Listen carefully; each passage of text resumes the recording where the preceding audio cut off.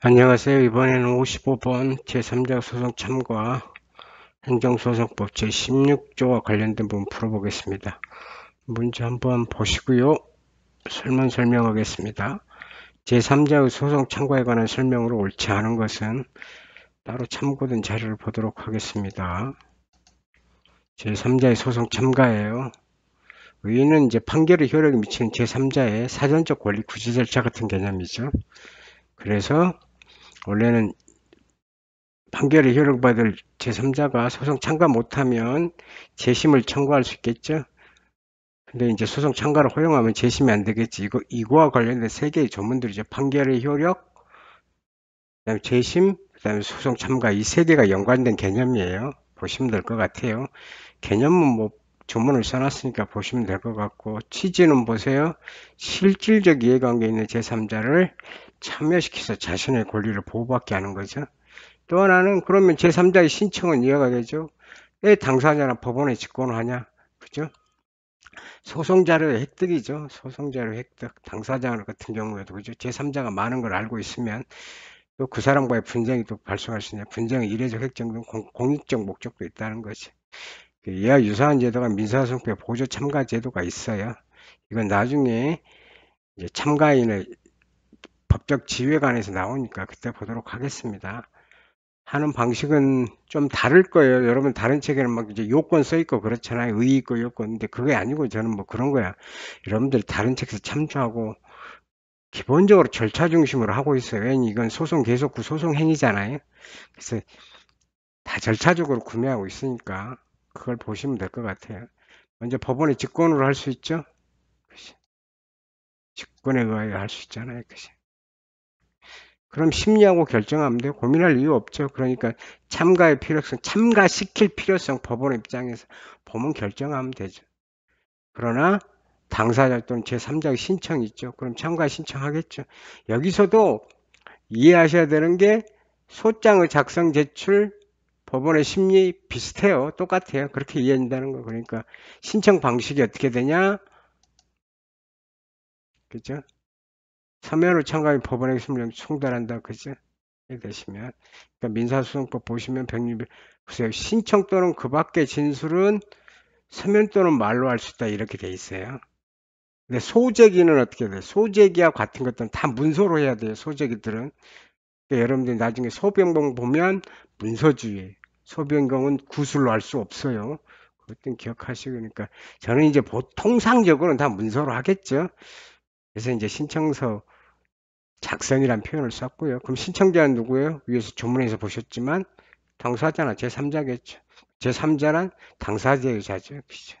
취지는 어떻게 돼? 누가 참가하고 어디에 참가하는지 써 있겠죠. 누구를 위해서 참가하는지 써 있겠지. 근데 이제 여기서 주의하셔야 될 게 이제 17조 관계죠. 17조는 행정청의 소송 참가를 규정하고 있죠. 왜 규정이 있겠어요? 여기 그럼 행정청은 들어오면 되잖아. 여기 16조를 이용해서 소송 참가를 할 수 있냐? 못해요. 그러니까 17조가 규정돼 있죠. 왜? 당사자가 하려면 어떻게 돼? 소송 참가하려면 당사자 능력이 필요해. 권리 능력 주체해야 된다는 거지. 권리 주체해야 된다는 거지. 그다음에 보시면 신청서를 제출하겠죠. 제출 부분은 어떻게 돼요? 취소소송의 수소본이겠죠. 제출 기한은 어떻게 돼요? 소송 계속 중이어야 돼. 그죠? 적법한 소송이 계속 중이어야 돼. 신급은 상관없어요. 그죠? 이것도 지문으로 나오니까 신청 요건 심리하겠죠. 참가인 보시면 되고 참가인은 소송 결과가 권리 제3자 권리 또는 이익을 침해할 우려가 있는 거죠. 이거 소송 결과 좀 보세요. 판결의 결론이 주문위에서 권리를 침해받는 것을 말하나 형성력 그 자체에 직접 권리를 침해받는 경우, 그죠? 경합자 소송, 경영계자 소송 이러겠죠. 판결의 기소를 받은 피고 또는 행정청, 관계행정 새로운 처분에서 권리익을 침해받게 될 자도 포함된다는 거죠. 이건 좀 기억하고 있으세요. 그치? 네, 권리 이익을 침해받을 우려는 뭐냐? 법률상 이익이어야 된다는 거죠. 단순한 사실상 경제상 이익은 포함되지 않는다. 그리고 또 하나 주의해야 될 거, 왜 말씀드렸냐면 17조 보조 참가에는 말다시피 의견 청취 제도가 없어요. 그러나 16조 제3자의 소송 참가에는 의견 청취 제도가 있어요. 당사자 및 제3자의 의견을 청취해야 된다는 거죠. 의견 청취 여부만을 규정하고 있지 청취 방식은 규정하고 있지 않아요. 그러니까 꼭 뭐 어떻게 들어야 된다라고 지문이 나오면 틀린 지문이에요. 그럼 그걸 듣고 법원은 어떻게 한다? 재판을 한다는 거죠. 그러니까 각하 기각할 수 있겠죠. 또는 허가 결정할 수 있겠죠. 두 개가 있죠. 왜 불허결정이라고 썼냐면 여기는 각하나 기각한다는 말이 없어서 그냥 불허결정이라고 썼어요. 그럼 불허결정에 불복할 수 있냐? 라는 거죠. 보시면 불복할 수 있는 규정은 어디만 있어요? 2항에만 있죠. 죄송합니다. 3항에만 있죠. 그죠? 신청한 제3자는 제3자만 할 수 있죠. 그래서 당사자가 불복할 수 있냐는 규정이 없어요. 그죠? 그럼 불복할 수 있다 없다? 학설의 대립이 있어요. 판례는 아직 없는 것 같고. 허가 결정할 수 있죠. 허가 결정했는데 참가인의 법적 지위가 어떻게 되냐? 공동소송속 보조 참가죠. 왜냐 피고나 원고 중 누구한테 같이 참가하는 거죠. 그랬더니 어떻게 돼요? 규정이 소송 참가한 대해서 민사소송법 67조가 적용된다는 거죠. 67조. 그럼 67조를 봤더니 필수 공동소에 관한 규정을 준용한다는 거죠. 이제 고민이죠. 그죠? 그래서 공동소송 보조 참가의 법적 지위를 부여하는데 공동소송 보조 참가라는 게 뭐냐면 이게 보세요. 당사자 적격은 없는 거죠. 근데 판결의 효력이 미쳐요. 이 사람이 그 소송에 참가하도록 하는 거죠. 그치? 이해되시죠? 그러면 그냥 보조 참가가 어떤 차이가 있냐? 그냥 보조 참가하면 76조가 적용되거든요. 이 2항이 적용이 안 돼요. 그러니까 민사소송법의 보조 참가인보다는 좀 더 독립된 지위를 갖는다고 생각하시면 돼요. 그래서 이 규정이 적용되니까 한번 보시면 돼요. 어렵지는 않고 단 오히려 76조 2항이 적용되지 않는다는 걸 기억하세요. 그러니까 뭐가 되겠어요? 보세요. 보조 참가할 경우는 어떻게 돼요? 피참가인 소송에 어긋나는 경우에는 그 참가인은 소송의 효력을 갖지 아니한다 이거죠. 근데 제3자 행정소송 참가한 제3자는 뭘 할 수 있어요? 피참가인은 소송에 어긋나는 행위를 할 수 있는 거죠. 그걸 기억해 두셔야 되는 거예요. 그래서 한번 판례는 보도록 하세요. 읽어보세요. 불복할 수 있냐? 허가 결정에 대해서는 당사자나 제3자는 불복할 수 없어요. 그래서 본안에서 다투면 돼요. 본안에서 이의제기하거나 다투면 돼요. 그럼 제 소송 참가하면 효력이 어떻게 되냐? 판결의 효력이 미친다는 거죠. 그 다음에 재심 청구할 수 있냐? 할 수 없죠. 왜냐하면 1항 보시면 참여하지 못함으로써죠. 근데 이 사람이 소송에 참가했잖아요. 그치? 이건 말씀드렸죠, 처음에.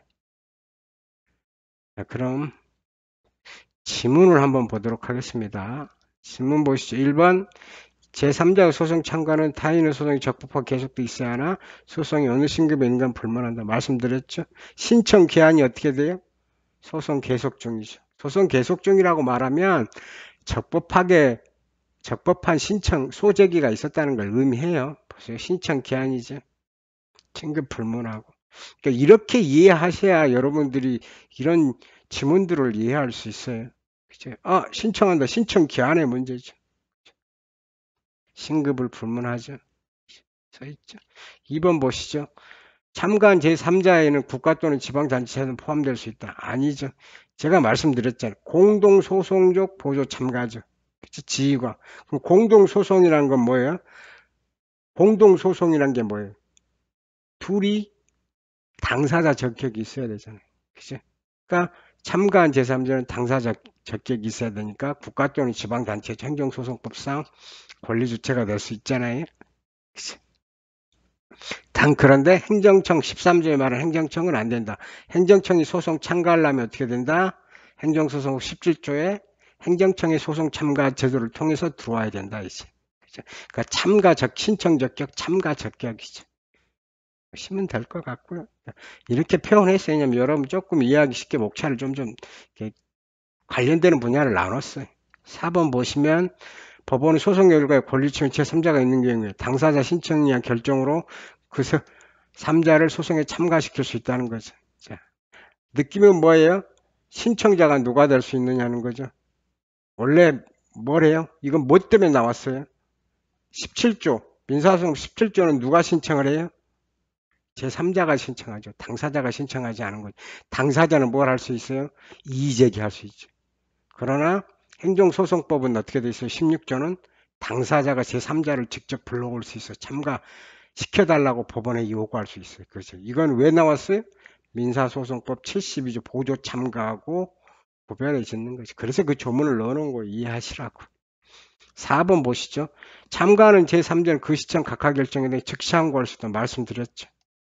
신청한 제3자만이 즉시 항고로 불복할 수 있다. 각하 결정에 대해서 불복할 수 있다는 거죠. 근데 여기서 각하 결정이란 말하는데 보통 기각 결정이 불허 결정을 의미하기도 해요.